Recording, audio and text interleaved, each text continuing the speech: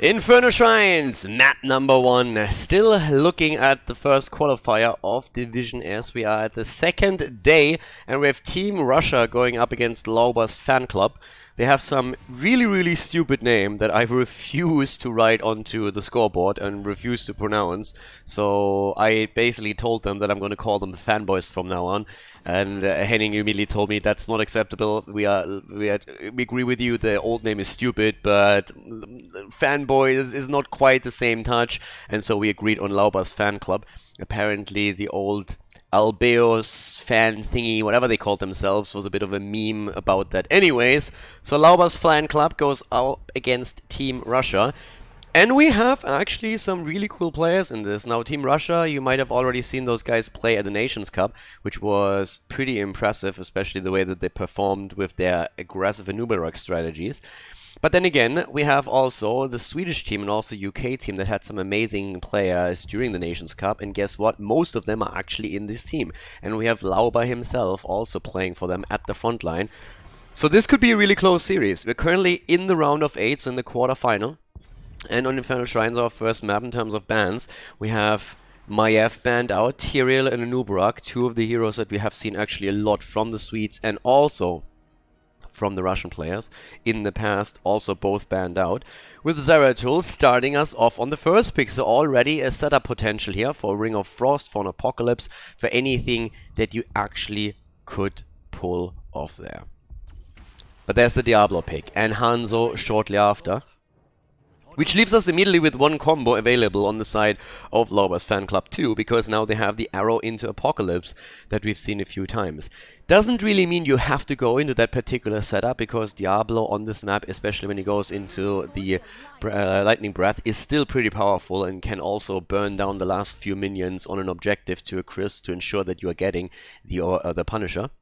But now we have on the side of Team Russia Malfurion and Jaina, and that's exactly the setup that we've been talking about, where you drop a Void Prison on the 2-3 heroes, the Ring of Frost connects, and you have even Malfurion, who with the root can lock them down even longer. I'm gonna be honest with you, I think this is probably, up to this point for the first qualifier, the first game where I really look at the two teams and I have no idea who's gonna win it. Like, I have no clue. I think both of the teams have some fantastic players, have shown in the past individual performance that is pretty crazy, and both of them can make it into the next round. Now, of course, with the qualifiers, we have 4 qualifiers in total. This is only the first one. You can either directly qualify by claiming a slot or by claiming a victory in one of the qualifiers, or you can gather points and then in the ranking qualify through that if you gather them over the duration of those 4 weeks. So there's multiple ways how you can make it into Division S. But with this, we have, of course, all of the teams trying to get as quickly as they possibly can into the final rounds and hopefully directly qualifying for the new Semi-Pro League. Arthur's banned out, Garrosh too. You can already tell that there's a lot of a focus onto the front line here, with now Rega being picked up and Blaze. So if Diablo, Blaze, that's a lot of slows here too that they can pull out, a lot of AoE damage, a lot of stuns mostly, and Henning with Rega. If you watched Sweden in the Nations Cup, that's probably something that you kind of expected a bit already, so it's going to be pretty sweet to see how they're performing here too. But what exactly do we have? Ooh, Imperius on the front line. Wow, main tank position right now for Stork with Imperius and Malthael. Did not expect that at all. We have seen very few Imperius plays so far, and we have seen him in the 2 games where he made an appearance. First of all, he lost. And second of all, he was played in the off lane. Now we have him here in the main tank position. So, of course, he has seen a couple of adjustments in the last patch. But this is actually really interesting setup right now. Did not expect that at all. And we have Tychus as the last pick here for Lobos Fan Club. And with that, ladies and gentlemen, we're off to the races. We're going straight into game number 1 and check out who takes the lead in this best of 3 series at the Division S Qualifier. Game number 1, everybody! The match is on. The Lobos Fan Club on the left side of game 1 with Henning on Rega, Fury on Blaze, we have a Svampgrotta on Tychus, Ty on Hanzo, UK player here, and Lauber on Diablo. To the right side of the map, Team Russia, with the build that I didn't quite expect here. Farland on Zeratul. We have Stork on a main tank Imperius. So it's going to be super interesting to see how he's going to perform here. Khaldor Martian on Malfurion, Shamzik on Malthael, and Banana Beer on Jaina. So we have that set up with a Void Prison for them, for sure. But already as we're starting things up, Burn the Impure here as the level 1 talent taken for him. Pretty much in the same vein as we've seen previous Imperius players. But it's super interesting to see that Stork is actually using him after the recent changes in the main tank position. Because Imperius is a hero that everybody started to agree, well, with his self-sustain that he provides, he's more so an off-laner if anything else. And it's going to be interesting to see if they can actually pull that off. Like running him in a main tank position and how aggressive the Russian team is going to be with him. Already starting to interrupt here. Stork needs to be careful, but Lauber gets already interrupted on the rotation here. That's of course going to be important. Stork already starting to use his Q to get out of safety a little bit here with the Celestial Charge. To the top lane, Blaze is going to be running the solo lane for the blue team, and obviously Malthael then in the long run is going to be the hero to deal with that situation on the top side. Both of them very likely to rotate later on when we're seeing the first shrine spawning at the bottom of the map to try and soak the experience here. But this is definitely going to be an interesting one. And I mean, again, I have to stress that once more. This is a game where I'm really looking at the two teams and I have no clue who will win this series. So far, when you look at the tournament, obviously in the first rounds, very often you have quite a bit of 2-0 stumps. It's just like the strong teams making it into the later rounds. But we're now in the round of 8, and all of a sudden you have teams going up against each other that have a really good chance of taking each other out. And when you're looking at such an important qualifier as the Division S Qualifier that we are currently commentating here, then there's a lot on the line. We have all the pros have been talking about this for ages. We have the teams forming. There's even more teams that are going to be forming for the second weekend. But it's pretty cool to see that level of play again. The Nations Cup was already super fun to commentate and also to watch, because outside of Heroes Launch and the amateur scene, you all of a sudden had ex-pros delivering again. You had a couple of players that were playing on the very high level, showing their skills off. And you see something very similar now when we're looking at the first qualifier for this. So in this case, Ty already waiting. And I mean, Ty is a name that most of you are probably recognizing from the Nations Cup as well. He played for the UK, and he did extremely well with his team here. I'm actually hoping that we're going to see a few more players out of the Nations Cup appearing maybe later on in the round of 8 or in the next qualifier.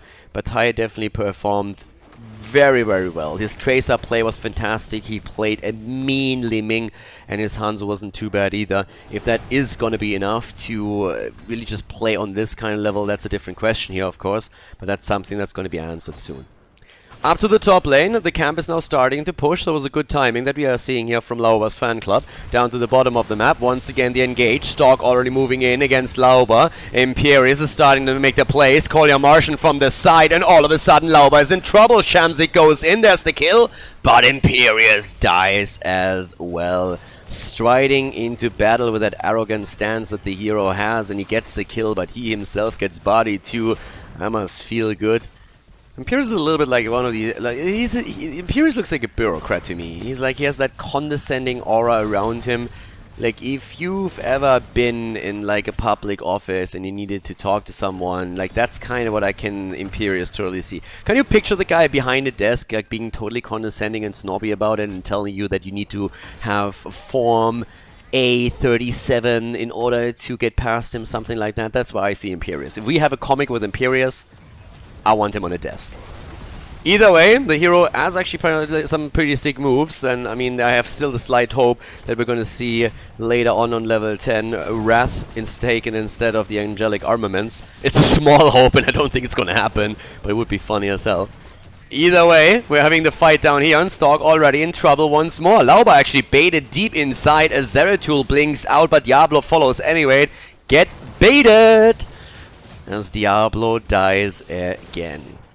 Lauber down, and that is 2 kills versus 1 now for the Russian team. They nearly lost the fort at the bot lane though. They lost the wall through the first objective, and nearly also lost the first structure. As we are heading into the top to check that out. Actually, Camp stolen away now down at the bottom as Diablo isn't back yet. Builds, by the way, we're having still the bigger they are taken for Tigers, trying to burn that front line down. Tigers, of course, with Odin can also be really, really strong on the Shrine. Similar... Oh, Stalk. A little bit low here. Tigers Odin is a bit of a similar story than Alexstrasza's Dragon Queen. If you have roughly 20 stacks already on the objective when you're fighting for a Shrine, you can pop Odin, and the remaining duration of Odin usually allows you to easily get that. Uh-oh. Stork gets attacked. There's the stun. Stork is low. Fury is in trouble, though. Imperius walks out, but Diablo is rotating in. Lauber is there and is trying to put the pressure onto Malfurion now. Svampgrotta himself also about to fall, and he actually goes down as we see the hit. Diablo goes down as well. The Russian team looking powerful here, and especially this one, Frost Shards, just played a huge role. Without that talent, Tigers would have been able to get away, but thanks to the Pierce, Tigers was still hit and goes down. And we have a bit of more action down here. All of a sudden, Tigers body 2, and we are looking at Russia taking kill after kill after kill. And Lobos Fan Club is falling behind. Not only are they 4 kills behind, they also about a level behind with level 10 advantage now in the hands of their opponent. And the angelic armament feels bad, man. It is the better ult. Let's just be honest about this up front. It is clearly the better ult. It is pretty fantastic, especially when you're looking on the sustain and if you want to play main tank position. But let's be honest about this. The Wrath is kind of fun. In terms of the build, by the way, we talked about the Burn and the Impure already at the beginning, but of course here with the Battle Hunger right now, you have even more heal and self-sustain, which is of course a huge part of Imperius build, and the Holy Fervor as well. So a bit of extra cleave damage, and as you can imagine, if you get the AoE damage out with any of these heroes, it's of course fantastic to secure yourself at an objective and get that Punisher. Level 10 abilities are now ready for both of the teams, and with the Ring of Frost and Void Prison setup, at least Lobos Fan Club is very well... they are on notice right now, they know what's going to happen here. We're going to rename Fury into Furry just because of the mount that he's running here. Oh my god, the stun combo, beautiful! Lauber goes in, but here comes the Q as we're seeing the Celestial Charge from Imperius. Already Void Prison and Ring of Frost setup in the back, but not quite successful. Lauber goes down though as we're seeing Malthael with the first stack on the last right. Tenic is about to fall too. Zeratul tries to go in, but Farlander is in trouble, delivers the kill, but he himself dies as well. The rest of Team Russia is still on the Shrine trying to get the Punisher, but we are seeing Lobos Fan Club moving in again, and of course Diablo himself is back to business. Losing the souls, but back on the point, and they are starting to take a small lead here. But Stork and his boys just tapping at the fountain and re-engaging into the battle. Celestial Charge any second here, just waiting for that. And if Stork hits that properly, then Kolya Martian on his Malfurion should be able to follow it up. Both of the teams fighting for it. Dead even when it comes to the minion stacks. 35 against 35 right now. And which team is going to secure it? It looks like the Fan Club might have the chance here. 39 versus 39. And it's the blue team that secures the Punisher. They get the Punisher, but Lauber is low. And there is the last rights against him again. Tigers falls to 9 kills against 2. 13 versus 11 right now. The experience on the side of Russia is looking strong. They are doing well here, but they're losing the objective. They get the kills, but they lose the objective. But of course, as the game continues, those kills are going to become more meaningful because those death timers will increase. Lauber is having a tough time, by the way, at that front line. He's getting focused very, very heavily, and especially the damage for Malthael is a problem for him. 2 stacks already on the last right, so a 10-second cooldown reduction that we're seeing on the heroic ability, and that is a big problem.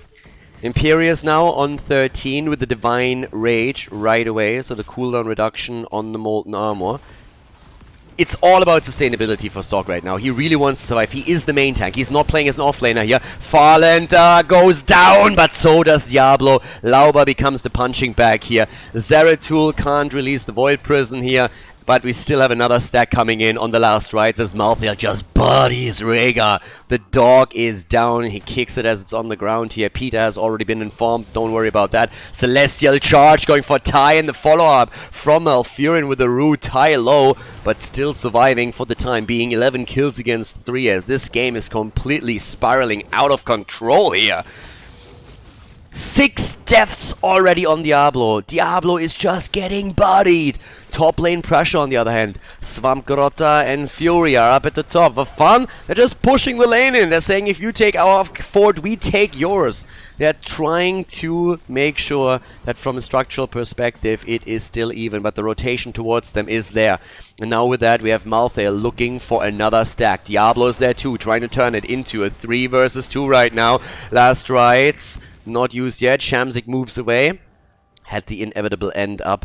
And, well, Diablo doesn't follow that up yet. 2 levels ahead.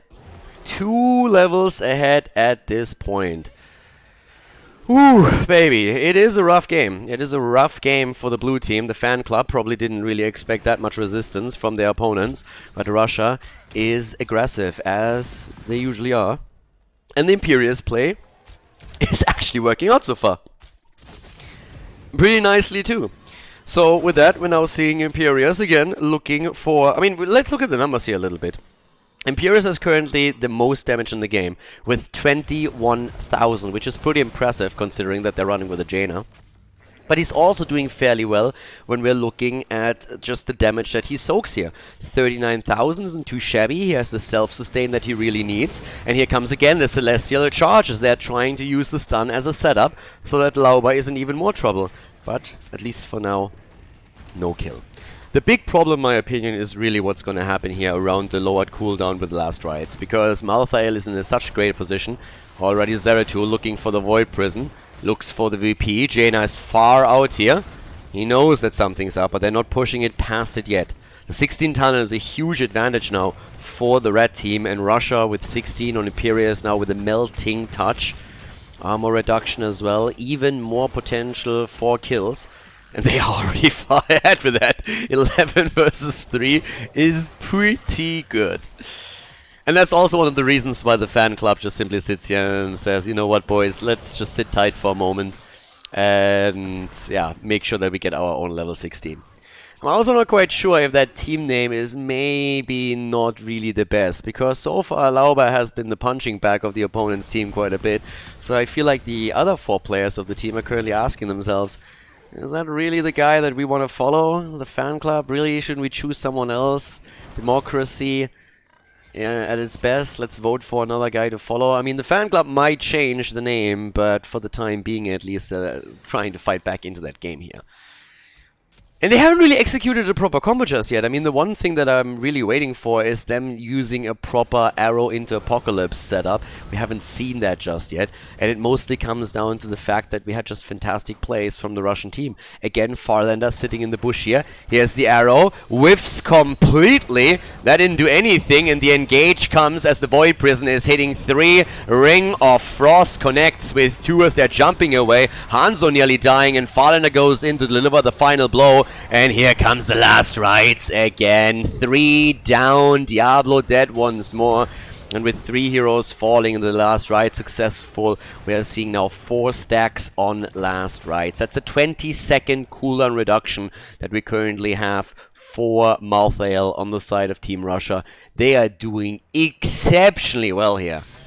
What a great game by them. They let the Arcane Punisher stay for quite some time, take it now, and can move through the bot lane. 3 heroes still dead. They should be able to get the keep here. But an absolutely fantastic setup here now from Team Russia. Delaying the Punisher even more, so that for the next objective they will likely have level 20 and therefore another huge advantage. Also they have now a big wave pushing through the middle, so very likely we're going to see this fort fall too, which means even more of a passive experience boost for Team Russia here as time continues. And they're looking already for the follow-up, going for Diablo again. Lauber moving away. But down here, Farlander and the catapults, they're just looking at the keep. Yes, Odin has been used by Svampgrotta, but there's very little that they can do to save that keep. Basically nothing. And now we might even see the core fall. They're going for it. Team Russia, aggressive as usual. Arrow, again, not really connecting with a lot here. Seeing them moving in straight for it, and there's the kill against Blaze. Another kill against Blaze. 5 stacks on the ult. Malthael pretty much doesn't have a cooldown anymore. Diablo goes down, uses the Apocalypse, but it even gets dodged by Jaina, who pops the ice block real quickly. And this, ladies and gentlemen, is gonna be game as Team Russia demolishes the Fan Club in game number 1, takes the victory here on Infernal Shrines, and therefore the lead in the best of 3 series at the Division S Qualifier.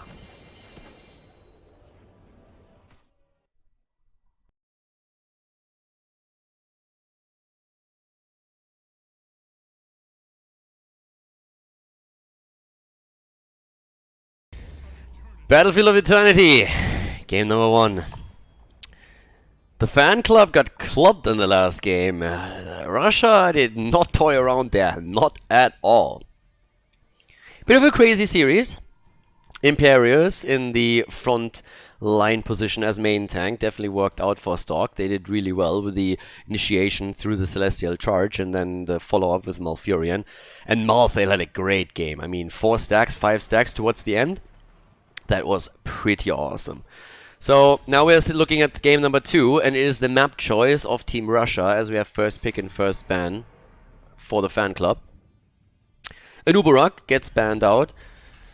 Stork has played a lot of Anubarak and very, very good Anubarak performance, especially by him through the entire Nations Cup. So since they don't want to pick Anubarak first themselves, at this point the Fan Club just says, alright, you know what, we're gonna get rid of the bug here.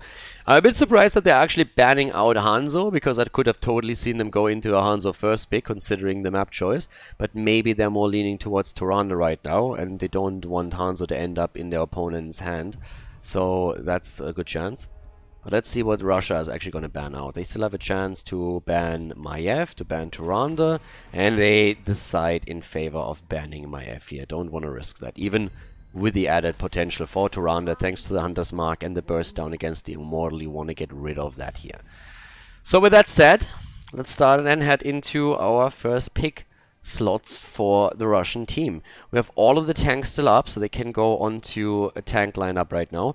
We're still having Jaina up too. Keep in mind that on this map, Li Ming is also another mage that you oftentimes want to play, just simply because she's really, really good at those big fights that you have with a stalemate in the middle, and she can just shoot one volley after another over to the opponent's Immortal, who then has to either soak the damage with a hero or allow the Immortal to slowly be whittled down. Tyrael Malfurion. So Stork finally gets access to his Tyrael again, and Kolya is able to play Malfurion for the second time in a row here. This is a best of 3 series, meaning that whoever wins this, I mean, if Russia takes it, the series is over, and they go up against likely Washed Up on the next slot. And a Fan Club. And to make a play now, and there is Li Ming. For reasons as I just pointed out, we have Reyna with a 2. That immediately puts me in a spot where I'm asking myself, do you ban Arthas here? Or Blaze. Reyna loves to play with Arthas or Blaze. He loves to play with anybody that provides him with slows. I would say that there's a good chance that Team Russia is going to try and pick Blaze for themselves, which would lead me to maybe a ban on Arthas here. But they go for the front line. They go for the main tank. And that leaves us with a ban against Diablo. If you have Tyrael on the other side, Blaze is a concern. There's no damage taken yet. I have to think about that too. And they're more worried about the damage. Banning out Tracer gives them a little bit more freedom with Tyrande and Li Ming, but that would now allow Blaze to be picked up for Team Russia, and with Tyrael and Sanctification, Blaze provides you with the bunker, so he's a really solid choice there. And obviously, you also have the quick jet propulsion that you can go in with a stun and really set those kills out for whoever you go for then. Jaina and Genji. Alright, getting dangerous already. Genji in the game. Leaves us with Arthas and Blaze still up. We need frontline. Could see Garrosh here. Of course, Jaina into Garrosh isn't really too bad, because the cool thing about her, no pun intended, is just simply the chill, the frost, slowing him down as much as you can, so you can control Garrosh's movement quite nicely. So maybe not the hero that you want to go for, and they make the adjustment and go into ETC instead with Thrall on the offlane. Lauber is known for his ETC play. It's the hero that really made him, like, put him onto the map. His ETC performance was always exceptional, but these days ETC is a bit weaker than the hero was back then, so you have to be very careful if your opponent tries to burst you here. And there's Arthur's now. No Blaze, but Arthur's taken instead for the Russian team as we're heading into game number 2. So, ladies and gentlemen, second game, Russia's in the lead. Let's see if the fan club can turn it around or if Team Russia is going to take this series with a 2-0. Game number 2. Russia is in the lead as we are heading into the second game. And on the left side, heading on to Ronda, Tai on Li Ming. He's kind of known for that hero ever since the Nations Cup. Strong performance there. Let's see if we can repeat it today. Fury on Thrall, Lauber on ETC, and Svamkarota on Reina. On the right side of the map, we have Stalk on Tyrael for the Russian team, Shamsig on Arthur's, Banana Beer on Genji, Kolya Martian on Malfurion, and Farlander on Jaina. Game on, and let's see how things are going to work out here. Now, first of all, Jimmy just dancing, Svamgrota having a little bit of fun. He's the one who basically has to wait here. He's the anti-Genji protection squad. So as long as they don't have vision on Genji, he's going to stay here. As soon as Banapia shows himself, then he's going to move back onto the lane. Reason is quite simple. Genji is one of the few heroes that can actually jump over here, take the fountain out, and this is your main retreat point whenever you're fighting for the immortals here in the middle of the map. So therefore, needs to wait. We've seen that already played quite a bit, that particular setup. We've seen it with Karazim, with Li Ming, with mainly Genji. But so it's a bit of a safer play here. It's a really smart choice too. It's one of these things that oftentimes gets overlooked. But in this case, we're seeing Team Russia not even try that because they know that there's likely going to be someone protecting the fountain in the early stages of the game. And well, with that, we're going to start straight with our talents. We have the block party taken for Lauber, not really believing in the power of globes on a map where it's very difficult to gather them. Stalk, it's actually stunned pretty heavily. That's a lot of free damage on him. Doesn't go down, but has to tap early. Could have been a kill with a little bit more luck, but it was a difficult one. Even the last second shot here by Svamgrota with a penetrating round didn't quite do enough damage. And talking damage, he's putting the damage on Barnaby too. Stuns are coming out from everywhere, and they have an ETC and Tyrande setup, so stun into stun is definitely possible. So we're having for now up to the top lane, so that little battle between Arthurs and Fury, both of them just running in circles here. But you can already tell that it's getting a little bit difficult here for the Echo of Elements to get stacked. And what Shamsik can do is also just simply move onto the minion whenever it gets low. Problem really is that mainly with the Genji having those quick rotations, Fury is under a lot of pressure, and once that Shamsik gets close enough to get not only the Howling Blast in, but follow it up with a Frozen Tempest, Thrall is taking a lot of damage here, and he wants to avoid that as much as he can. So now, we have down to the bottom of the map already the immediate push straight into the camp, taken early here. Ooh, Barnaby actually, hello? Genji, not protected by the way, goes down. That's not quite the start that he wants to have. That's one of those moments when you're taking the camp as ETC and all of a sudden a Genji appears out of nowhere right in front of you and you're like, hello, free kill. Mistakes were made. And I think that's something that the Russian team realized the second they made the play. Thrall, by the way, going also into the Frost Wolf pack on level 4, so we can already expect him to go into Alpha Wolf on level 16 and try and pressure especially Arthur's a bit more. We're seeing in terms of level 4 talents also an adjustment from Li Ming. Charged Blast actually taken, so no dominance. That gives you, it makes it a little bit harder for you to really commit to Calamity when you want to go into those fights, because you don't get those extra hit points anymore, so it's easier to burn you down whenever you overextend. Tai confident that he can still get the extra damage out here, and with a long distance play of course, during those stalemates in the middle, that's something that you can pull off for sure. 5 men at the top, defending against the camp now. And then we're going to see them rotate in. Ooh, Jaina, be careful. If Lauber gets that power slide, you might be in trouble. Then again, he exposes, of course, himself with ETC2 if he makes that commitment. Genji is the one defending the camp at the bottom of the map, but he needs a bit more time, and this particular Immortal is already burned down pretty easily. Thanks to Turanda and the Hunter's Mark and Li Ming with the poke, and they're going in again. There's the power slide. They go for Arthur's, and Shamsik is nearly down. Doesn't quite fall, but has to be careful. Turnaround attempt, and Li Ming! Tai just goes in from the side and hits the volley straight up and gets another kill in together with Lauber. Down goes the front line, and Russia loses 2 heroes. Great play once again by Tai right there. The UK player able to take down not only Arthur's but also deliver the blows to Tyrael that eventually lead to his death too. So 3 kills against 0 already for the fan club. Definitely trying to make sure that they're not repeating that performance from the first game. And starting to head in for this one.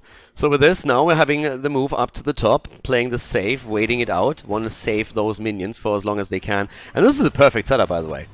Double minion wave with an Immortal, it doesn't get any better than that. Because now those 2 towers and the fort will have to attack the minions the entire time. This is a fantastic push. As far as the early game objectives go, this is ideal. This is very likely going to be gave forward. Like, nothing soaks those shots, really. You have so many minions here. It's absolutely perfect. It's an easy fort with the first Immortal already. Well played here. Level 7 talents, even a leading experience for them now. And they are going straight in for this. Starting to try and get even more towers at the wall on the keep, and they're able to pull that off too.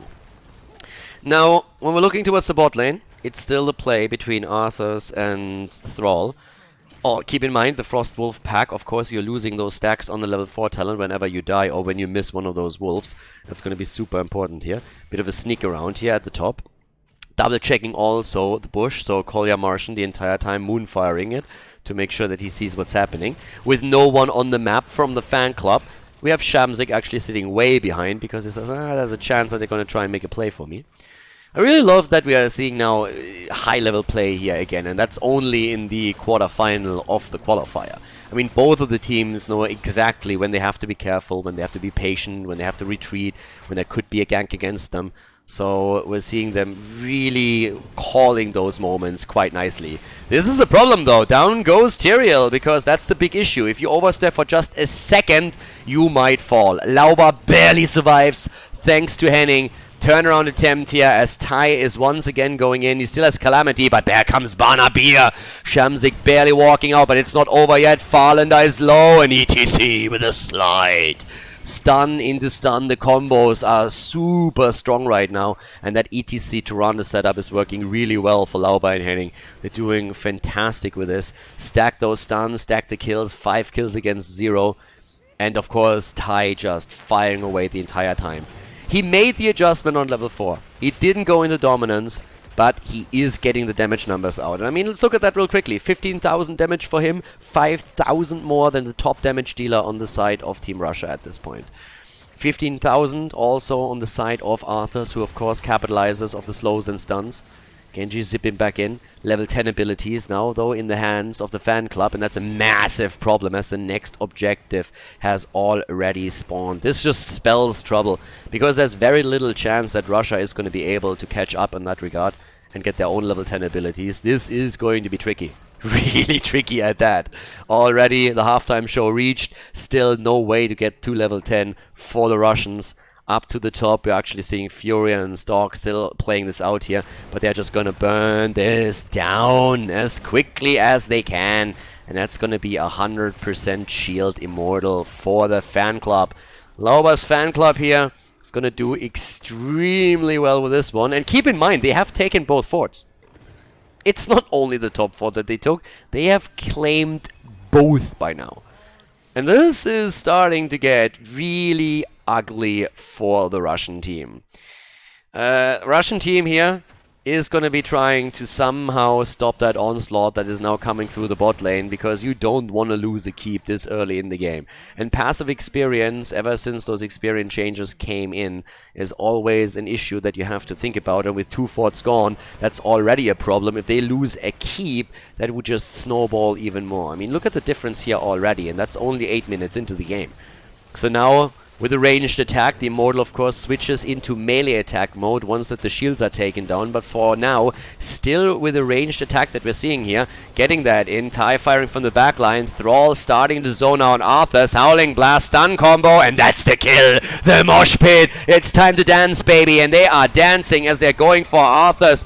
Arthur's is about to go down, keeps himself alive with the army for a little bit longer, and barely makes it out there, wow!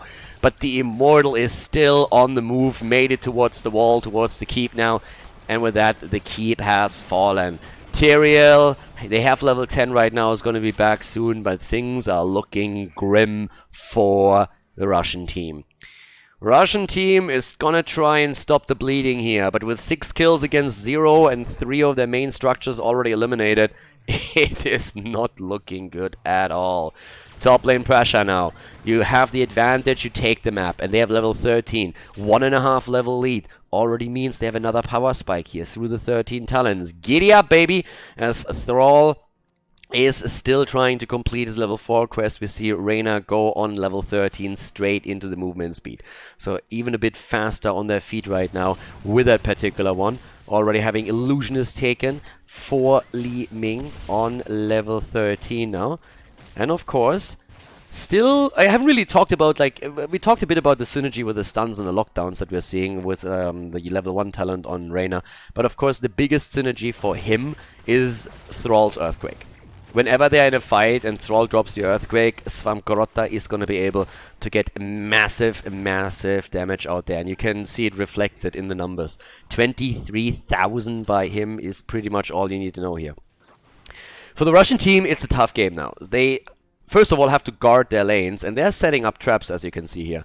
And Lauber and his boys, they know that something isn't quite right here. So they are actually trying to play this as safe as they can as well. It's one of those situations where you are so far ahead that it's very easy to become complacent and all of a sudden lose a few heroes. You have to really always ask yourself the question, what can my opponent do to come back into this game? What is their ticket back into it? And then try and make sure that they're not getting that. And I love this attack against the fountain. We talked at the beginning of the game how Genji oftentimes is used to make sure that you save that fountain or to snipe it at your opponent, how you need to have someone in the game who protects against that attack. But with the fountain taken out now too, this Immortal phase is even more difficult to win for Team Russia. Already Lauber is just creating space. His entire build on ETC reflects that. Is very much so the standard build for an ETC main tank. In the past, especially looking at Division 7, we oftentimes highlighted how Echo Paddle is a necessity if you want to play ETC in an off-lane position. If you want to play a main tank ETC, one of the big advantages of having ETC in that role is that he can create space for the team. And that's where you need abilities like Mic Check, for example. You want to have the cooldown reduction. You combo it with that level 4, where you have the increased range and the knockback. And of course then the level 7 talent as well. So heavy mic spec bonus here. Heavy face melt spec on the side of Lauber with his setup, and that is needed if you want to play in that position as an ETC player. The defensive posture from Team Russia, but this is where Li Ming comes into play, where Tai can now start to fire away the entire time here. And Tai is pretty much playing around Lauber quite a bit, because he knows that Lauber can easily create space. And you can already see, Tai gets attacked, Lauber is immediately there. He's immediately sliding in, he's immediately trying to make sure that Tai has some space. Didn't even use the face melt there, but that's exactly the play that you have to make. Fury still playing around his level 4 talent. Lost the stack several times and currently doesn't really look like he's going to be able to get those. But Farlander is attempting to get some damage onto the Immortal over here. It's a tightrope that Russia is walking right now. It's a really tough one. They're trying to do whatever they can here, but once again, here comes the damage, there comes the blow-up potential. Farlander starting to move in from Jaina from the side and gets the ring through against Lauber. Lauber's in trouble, the X strike straight to the face, and the cow is down. Burgers for dinner, as we see Russia hungry, looking for more here, walking down towards Henning and trying to run him down with a Frozen Tempest. Henning on the move, and he's not able to get away from this one. The Immortal is still low, Thrall is there, and they're looking for a counter kill, but it's now a 5 versus 3 on the map.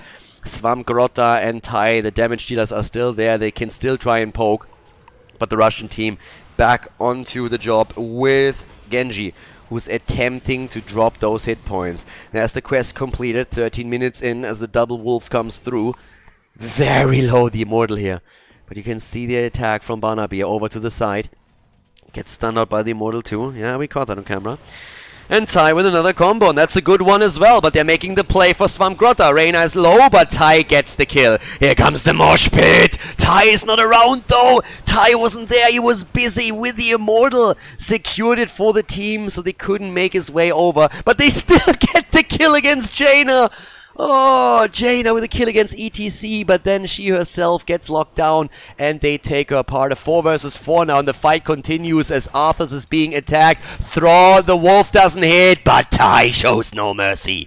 Goes in, and with 36,000 damage now, top numbers in the game, Ty is delivering. We have them push through the top lane. Lauber is down, but his fan club is still on the move, is starting to go straight in for another keep. And they will not stop there. With the Immortals still having shields available, they're looking towards the core. They want to tie the series. The Hyperion is already out. There comes the Earthquake. Barnaby is low. X-Strike by him. They're going for Henning, but all of a sudden Genji is the target and he dies. Genji down. The Ring of Frost not delivering enough. And this is game number 3 coming up next as Lobos Fan Club is able to tie this series on Battlefield of Eternity.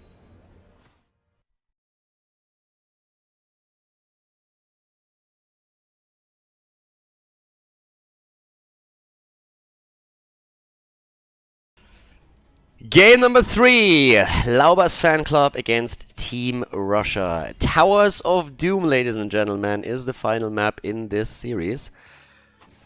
Who's gonna go to the semifinals? Most likely the victor of this will go up against Washed Up, the team of Hazorps, Mane, Eternal, JPL and Smexy. But this series is already awesome. This series is already a lot of fun right there, and the fan club definitely showed on Battlefield of Eternity that you can't take them too lightly. You have to take these boys serious. And, well, game number 1 was a completely different story. Team Russia stomping them. Team Russia went into the first game, pulled out the sickle, and just mowed them down.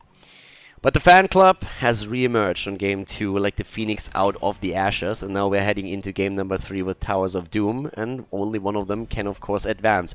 This is only 1 out of 4 qualifiers, so whatever team drops here today, yes, they won't be able to qualify directly for Division S, but they have already gathered points heading into the quarterfinal that will help them to establish themselves in the standings. Malfurion as the first pick for Kolya once again. We're seeing Zeratul and Maiev banned out, this time by the fan club actually. And immediately Li Ming and Anubarak. Alright, so the team looked at Ty and was like, dude, like, you're Li Ming, you got something there, I think. Let's pick Li Ming. So, there's of course 2 reasons why you pick Li Ming. First of all, it's fantastic for Ty. It's great, he should show it on the last map how strong he is with this one. Then at the same time, if Anubarak is picked, the opponent's team very often takes Li Ming so that they can burn down the Cocoon very quickly. And that's not an option anymore for Team Russia since Li Ming is now taken away. Tracer, on the other hand, does pretty much the same thing to the Cocoon. She looks at it and is like, zzz, and the Cocoon is down. And as you might remember, Tracer was actually banned out in some of the previous games by the fan club. And that's also where the hesitation comes from on the side of Team Russia. They looked at the draft and they said like, okay, Li Ming is taken down, Tracer would give us even more value now. If we don't pick Tracer right now, they are going to ban her out.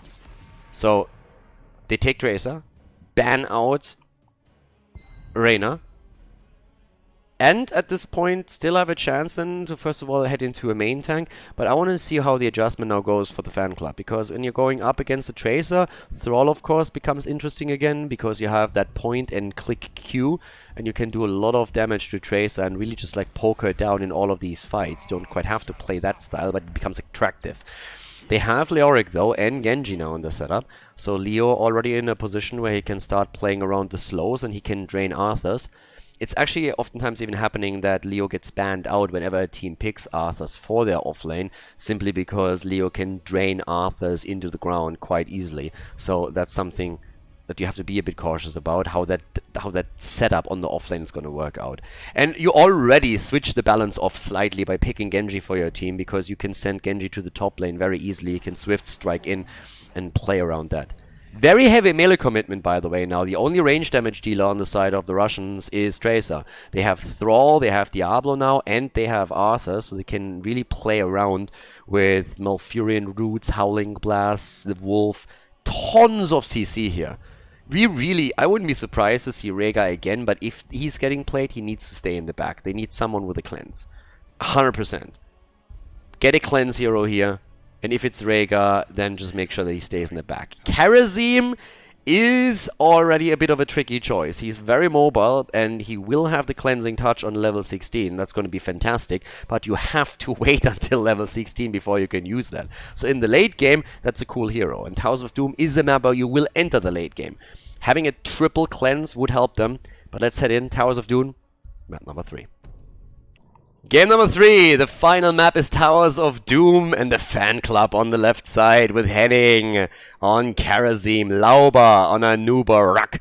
We have Tai on Liming again, Svankurota on Genji for the third game, and Fury on Leoric. And to the right side of the map, we are seeing Stalk on Diablo, Shamzik on Arthas, Farland on Thrall, Barnabier on Tracer, and Collier Martian on Malfurion. Game on, ladies and gentlemen. And, well, this is for all the marbles. Right here. Who is able to take this? Keep in mind that Diablo has actually a lot of drain targets in this game now too, and a lot of slows. He might go into the greater... Ooh, there we go, the greater cleave actually. Henning! And that's the end of Kharazim. Russia opening this up with a bang here. Tai already with the combos from the side, trying to flank that in. But it's starting to get a little bit tricky.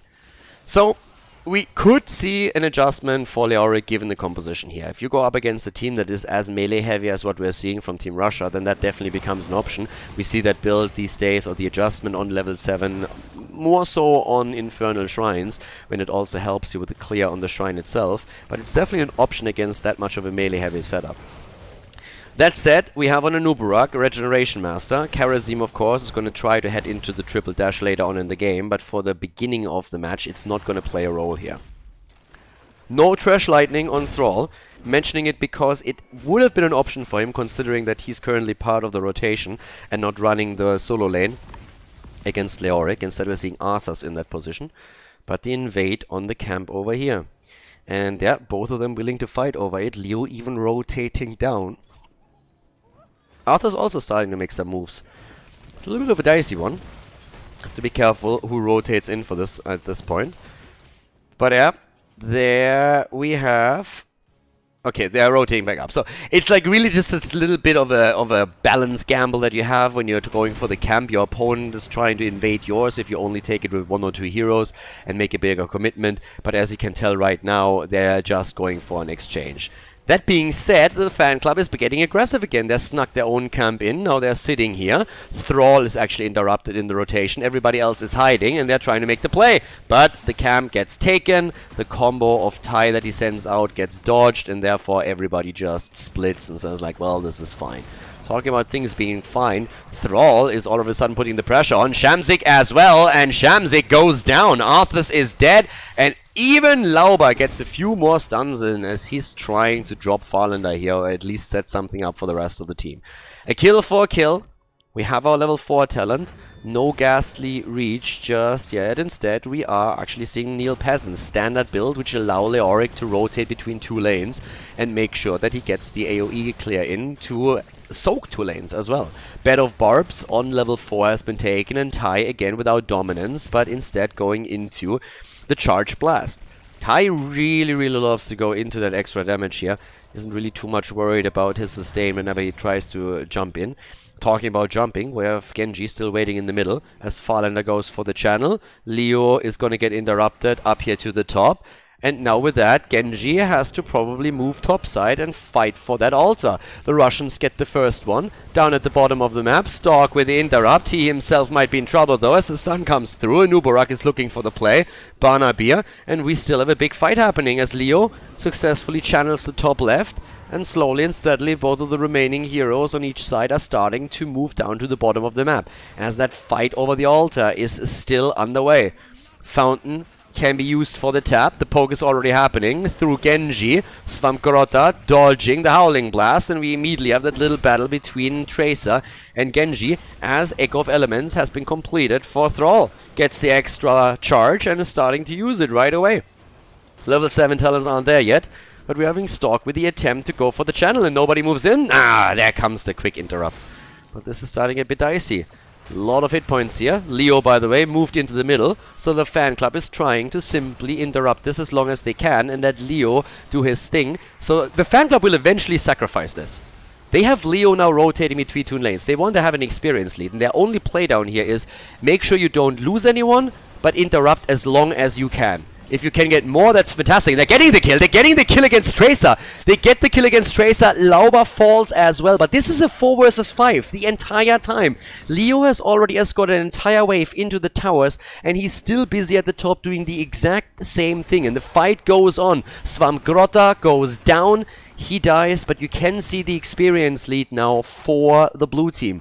The blue team has a lead in experience. They were willing to give up that shrine and just said, let's not fight over this endlessly. Let's delay it as long as we can, allow Fury to rotate, make him push out the lanes and play around that, prolong the game. And that's exactly what they did here. Because keep in mind, they want to reach level 16. It's important for them. They are going up against a team that runs an insane amount of CC. We have a lot of control through Arthas, Thrall, Malfurion and also Diablo, and they are playing now a style where especially once they have the level 16 talent, the cleansing touch, they will be set up against all of this. So the more they're delaying these turrets, the longer the game goes and the longer you can play around that. Farlander being attacked again, the aggressive play from Lobos Fan Club once more. Currently they're a bit behind in those stacks, but here comes Stork with Diablo. Lauber. Liming is down. Lauber is low, but it's Arthas that dies first, and Lauber re-engages into the fight and takes down Thrall with the help of Karazim. 2 down. The lead in experience still there, but Barnabier comes in, and the bug is down. A noob is dead. A pro might have survived. Barnabier still looking for more targets, trying to get some damage in. But now the closing of the experience gap of Team Russia as they're starting to get more hero experience. Now there is another altar at the bottom of the map, of course. And with that, you have to try and interrupt over here again. Already Genji in that spot. Barnabier gets interrupted, gets attacked heavily, but now Genji might fall. Barely survives. Nice play by Karazim here. Well done. But they have to give it up eventually. Barnabier channels it through. And that's another 4 shots fired, and we are seeing the fan club drop down to 28 points on the core. Furu is moving to the top again. They have level 10 first. They get the have the experience lead still, and now that gives them, of course, the opportunity to move past their opponent in an engage with Cocoon used and play that. Lauber sitting there. We have also 7-sided strike now, so any kind of isolation you can use as well to drop a target quickly. Level 10 abilities on both sides now. With Sundering being used. Sundering, Diablo committing to the Lightning Breath. A lot of slows here now.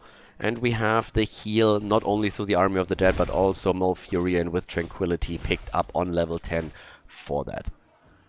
Now again, blinding speed here increases the extra number of charges, and it's all about them getting 16. Down at the bottom, they're trying to get the kill against Tracer, but they can't get it just yet.